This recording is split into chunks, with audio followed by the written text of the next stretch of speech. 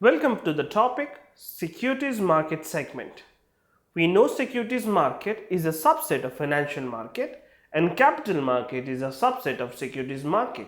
So let's see on what all categories securities market can be divided. So if we see, we can divide securities market primarily on four categories. First is on the basis of issuers or issuance, that is outstanding number of outstanding stocks or number of outstanding financial instruments, also on the basis of maturity. When we talk about on the basis of maturity, the securities market, which means that the number of market in which securities can be bought and sold, can be in terms of maturity can be divided into money market and capital market. When the life of the security is less than 1 year, the financial instrument will fall into a particular segment of security market called money market.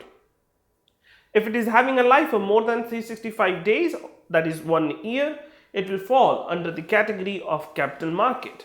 This is basically short-term security and long-term security. Now again, on the basis of issuer, if it is being issued for the first time, it is a new issue, the security market can be classified into primary market. If the existing securities are being bought and sold or are being traded, it can be categorized into secondary market. Hence basically is the capital market which has been further divided into primary market and secondary market. In the subsequent videos, we are going to see these market one by one.